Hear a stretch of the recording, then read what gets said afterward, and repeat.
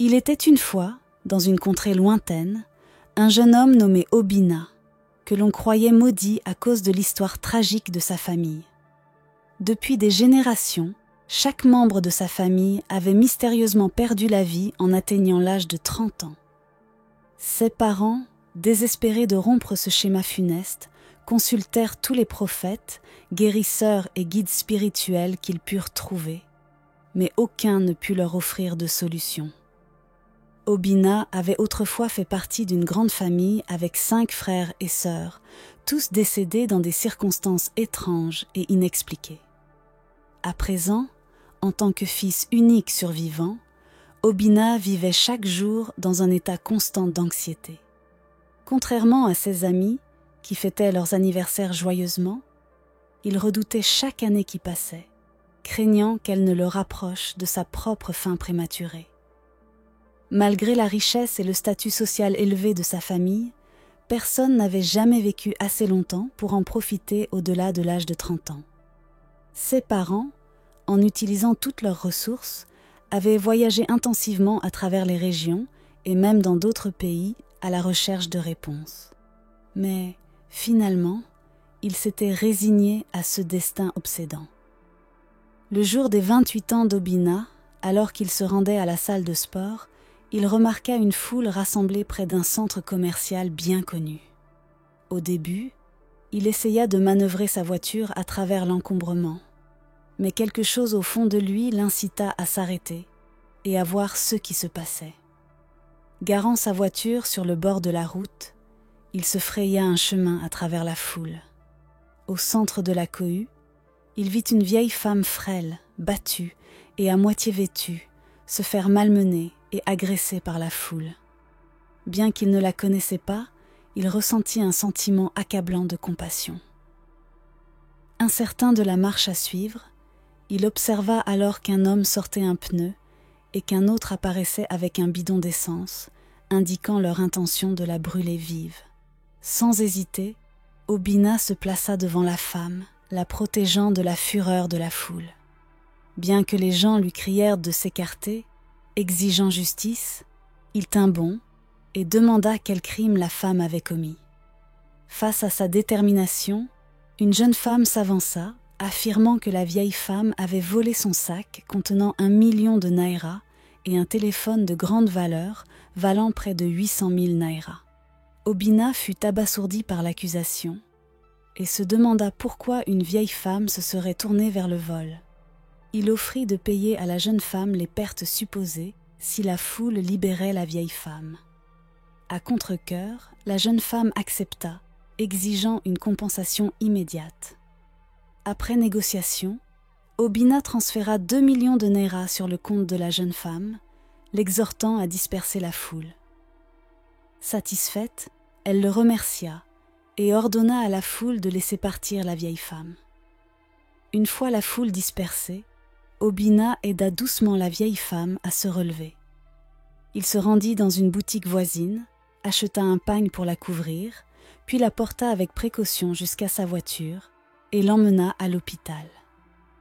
Obina paya pour ses soins médicaux et s'assura qu'elle recevrait les meilleurs traitements possibles avant de se rendre à la salle de sport. Après son entraînement, il retourna à l'hôpital pour prendre de ses nouvelles.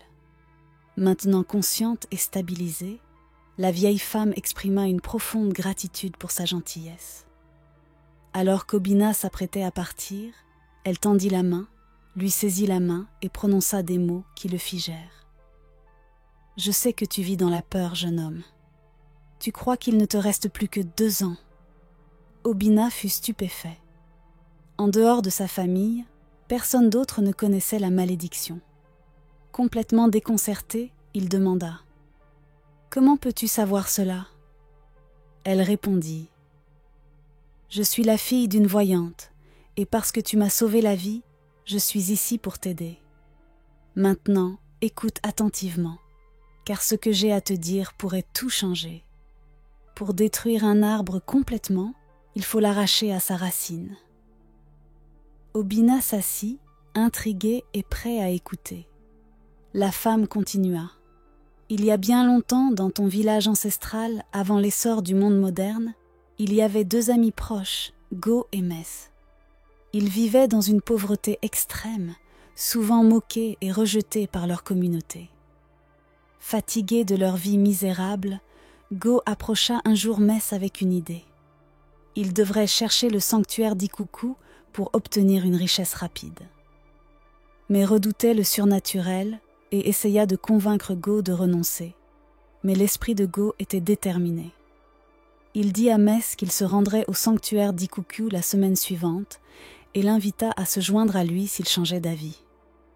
Le lendemain, cependant, quelque chose de tragique se produisit, ce qui fit changer d'avis à Mess. Sa mère tomba gravement malade. Il n'avait pas d'argent pour payer un guérisseur, et dans les 24 heures, sa mère mourut. Mais, dévasté et désespéré, accepta d'accompagner Go au sanctuaire. Quand ils arrivèrent au sanctuaire d'Ikuku, ils rencontrèrent le gardien et lui expliquèrent leurs soucis. Le gardien leur promit une grande richesse au-delà de leurs rêves les plus fous, mais les avertit qu'il y avait un prix à payer. Chacun d'eux devait trouver une jeune fille vierge, lui ôter la vie et l'enterrer chez eux. Bien qu'horrifiés au départ, les 2 hommes finirent par accepter. Le lendemain, Go se rendit au ruisseau du village, trouva une jeune fille seule et fit comme le gardien l'avait ordonné. Il l'enterra à l'arrière de sa maison. Mess, quant à lui, hésita, mais finit par agir sous l'influence de Go. En quelques semaines, Go et Mess devinrent extrêmement riches. Cependant, leur luxe ne fut que de courte durée. 6 mois après les rituels, Mess mourut mystérieusement. Il fut révélé plus tard que la fille qu'il avait tuée était la seule fille d'une veuve qui avait maudit l'homme responsable de la mort de son enfant. Go, tourmenté par des cauchemars de la jeune fille qu'il avait tuée, se rendit chez le gardien du sanctuaire d'Ikuku pour obtenir de l'aide. Le gardien lui informa que le seul moyen d'échapper à la vengeance de la fille était de sacrifier son fils aîné à chaque génération, en baignant sa tombe de son sang. Go obéit et sa famille resta riche tant que le rituel continuait. La vieille femme révéla alors à Obina que Go était son arrière-grand-père. Le rituel avait continué à travers les générations jusqu'à atteindre la famille d'Obina. Ses parents, incapables de concevoir pendant les 12 premières années de leur mariage, avaient fini par donner naissance à une fille. Quand Obina naquit enfin, son père, déjà un homme âgé, refusa de poursuivre le rituel, incapable de se résoudre à tuer son fils. Cet acte de défi transféra la malédiction de la mort à chaque membre de la famille en atteignant l'âge de 30 ans. Après avoir entendu cette histoire, Obina fut encore plus terrifié. Il tomba à genoux et supplia la vieille femme de l'aider. La femme lui dit qu'il pouvait faire quelque chose, bien que cela ne soit pas facile.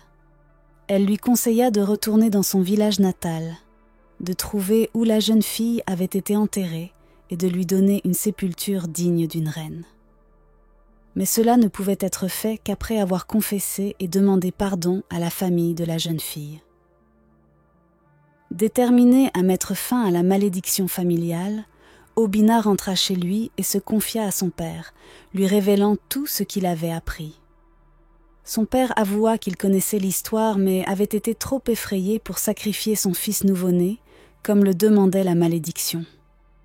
Ensemble, Obina et sa famille retournèrent dans leur village ancestral, déterminés à trouver des informations sur la lignée de la jeune fille. Après des semaines de recherches assidues, ils rencontrèrent une vieille femme qui les guida jusqu'à la famille de la jeune fille. Ils furent conduits dans un village voisin, où avait autrefois vécu le père de la jeune fille. Avec grande révérence, Obina et sa famille recueillirent les restes de la jeune fille et retournèrent dans la maison de sa famille, confessant les graves erreurs commises par leur ancêtre Go et cherchant sincèrement leur pardon. Émue par leur honnêteté, la famille accepta de leur pardonner et fournit une liste d'objets nécessaires pour un rituel visant à apaiser l'esprit de la jeune fille. Le lendemain, la famille d'Obina rassembla tout ce qui était demandé et organisa un festin cérémonial en son honneur, célébrant sa mémoire et envoyant son esprit en paix, comme une reine. Pendant le festin, Obina remarqua un portrait bien en vue accroché au mur dans la maison de la famille. À sa grande surprise, c'était l'image de la vieille femme qu'il avait sauvée quelques semaines auparavant. Quand il demanda à un membre de la famille à son sujet, ils expliquèrent qu'elle était la mère de la jeune fille, décédée depuis des décennies. Choqué et sans voix, Obina réalisa qu'en aidant cette vieille femme ce jour-là, il s'était inconsciemment sauvé du même sort qui avait emporté ses frères et sœurs. Avec la malédiction brisée, la famille d'Obina perdit une grande partie de sa richesse. Cependant, Obina, travailleur et plein d'espoir, persévéra et construisit une vie prospère. Il se maria à l'âge de 32 ans avec une épouse dévouée, et ils élevèrent une famille ensemble. Obina vécut bien au-delà de 80 ans, profitant de l'amour de ses enfants et petits-enfants. Cette histoire nous enseigne la valeur de la gentillesse envers les inconnus, même sans rien attendre en retour. On ne sait jamais qui pourrait nous apporter des bénédictions dans l'avenir. Les chemins rapides vers la richesse entraînent souvent des conséquences qui peuvent affecter les générations. Merci beaucoup d'avoir regardé.